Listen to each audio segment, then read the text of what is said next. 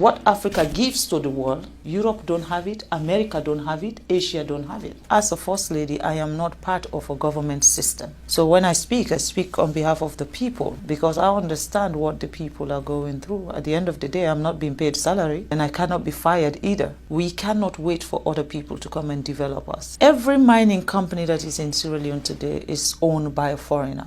You cannot be coming to our country and take everything that will make us develop, and then you still treat us as inferior people, as if we don't know what we're doing. The sense about us celebrating independence, I don't know why we celebrate independence, because we are not free. One of the most fundamental corruptions of the social contract in human history is colonialism. Yeah. And it's that mechanism that some states have used to extract resources from other places, such as Sierra Leone.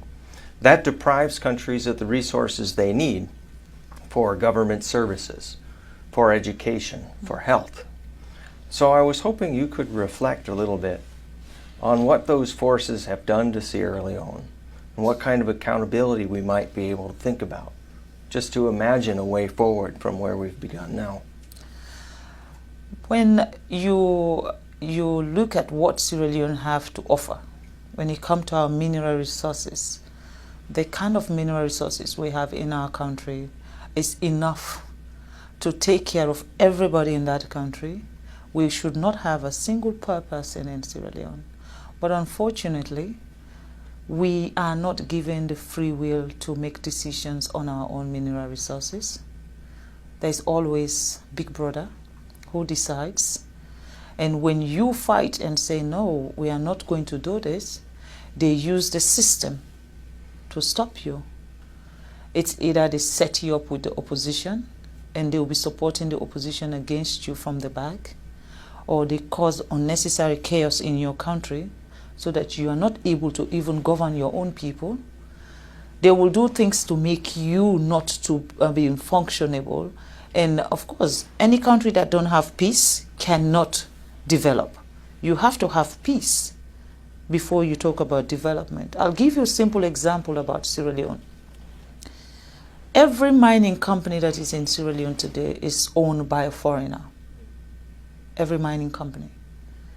If it's not the Chinese, it's the American, it's the British. Our electricity, Bumuna, is run by the British, and we still don't have light.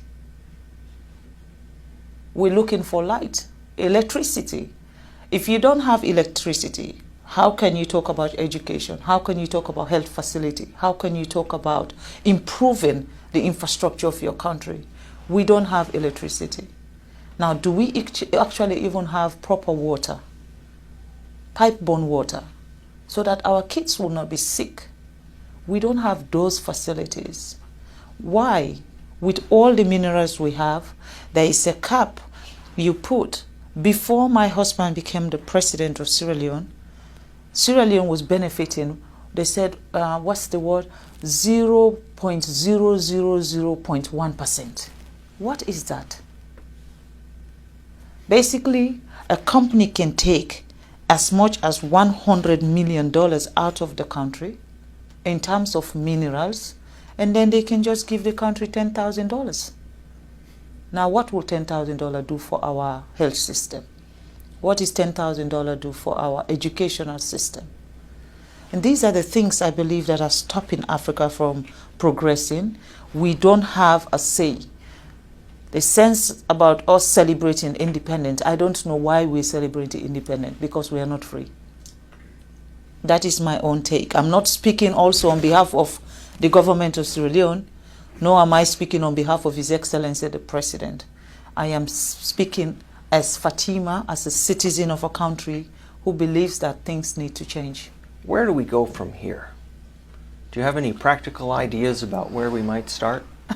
Or collective ideas that we might gain support for? I feel Africa, patriotism is very important. You have to love your country to want your country to be a better place. Patriotism, I think we have to have that sense of patriotism in our countries, and our leaders also should be subjected to that. You know, it is not only when you were talking about election and then everybody come out and celebrate, and after election, that's it. Accountability. Who accounts for what is happening? Who is the one who is changing the narrative of what is happening? Like I said, as a First Lady, I am not part of a government system. I am a wife of a president. So when I speak on behalf of the people, because I understand what the people are going through. At the end of the day, I'm not being paid salary, so, and I cannot be fired either. So that's the advantage. That's the advantage of being a First Lady. But I believe that for Africa, what is happening in Africa today, it need to change, and it need to change now. There is no time like now, because for Sierra Leone, we now have a president who believe that we cannot wait for other people to come and develop us. We cannot wait for another country to come and prescribe how our country should be run or what we need in our country. You know, this divide and rule, if you're close to China, we will not come to your country. If you're close to America, we will not come to your country. I mean, the fight that is between England, Europe, America, China, Russia is not a Sierra Leone fight. That's not our problem. We're fighting for our daily bread. We're looking to have education, just like America. We're looking to have good health facility. Just like Europe, we're looking to have governance structure where one single person cannot be the dictator of a nation. That's what we're looking for. And in that process, we're going to be allies to everybody who wants us to grow. But if we now align ourselves with someone, and then this other person now feel offended that, oh, you know, I'm coming from China now. I flew in, I mean, I've gone around the world to get to Boston, you know. I went to China and then come here. Before here, I went to England and then flew into America. For me, I am not restricted where I should go or who I should be talking to. I am going around the world to see a country that sees Africa not as not just as an ally of what you'll be getting from us, but a country that sees Sierra Leone as partners and treat us with respect. You cannot be coming to our country and take everything that will make us develop, and then you still treat us as inferior people, as if we don't know what we're doing. I think that is wrong. You know, we're looking for partners that value us. People that will come to our country and say, you know what, this country has suffered enough, they need to grow. We were once the atom of Africa. Every country within sub-Saharan Africa used to come to Sierra Leone for our education. And today, what can we be proud of? We cannot talk about education in Sierra Leone because they've ruined that for us. Everything that has empowered Sierra Leone has been ruined. And now we have a leader who wants to fix everything. There is a problem. In Africa, you should not have a leader that is assertive, a leader that knows what his people want, a leader that wants to change what is happening. The moment you have that, it's everyone's target.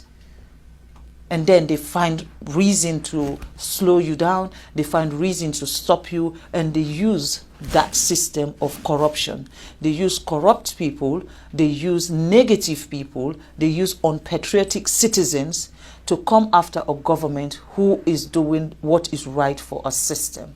I think we need to address those issues. Unfortunately, I don't know I'm very good at name calling, but at the moment, I don't know who I should be screaming at. I think the way you started on working on reform for women and girls is a template that can be followed for many other issues. Do you think of what a next one might be? One of the most serious issues I have with the United Nations is the fact that Africa is not part of the Security Council. We're talking about 54 countries, I'm sorry. 54 countries, a whole continent does not have one person representing Africa when it comes to decision making at the Security Council. And I'd observe also that no African country has its own executive director at the World Bank either. Unfortunately, we Yes. don't know how to manage money.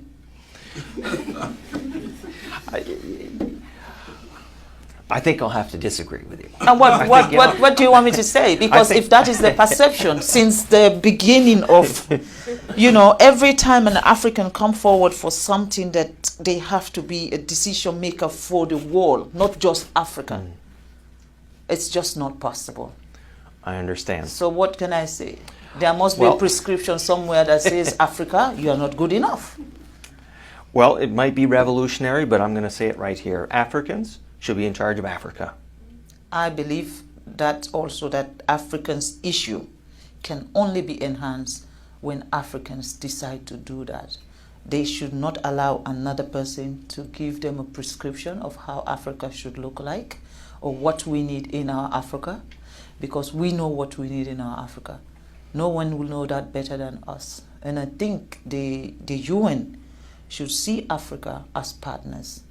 And the United Nations, definitely, you cannot have 7 countries vetoing everything.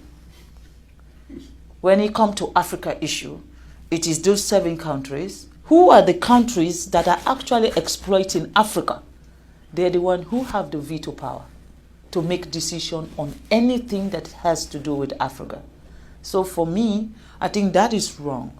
And that is one thing the president of Sierra Leone has campaigned for. And this year, Sierra Leone is now a non-permanent member at the United Nations. But yet still, we don't have a veto power. But we're there. At least we are getting closer. And in these 2 years, our mission is to get the United Nations to see Africa not as one country. Because that's the mistake they do. When you say I'm from Africa, they say, oh, you're from Nigeria. I said, no, Nigeria is one country in Africa. We have 54 countries in Africa. So see us as a continent that also, what we offer to the world, Europe does not have it. What Africa gives to the world, Europe don't have it, America don't have it, Asia don't have it. Because we are not mining in China, we are not doing any mining in America or mining in Europe. But they're doing it in every part of Africa. Not just Sierra Leone, go to Democratic Republic of Congo, go to Botswana, go to Angola, go everywhere there is mineral resources. It is the West and the Chinese who are there.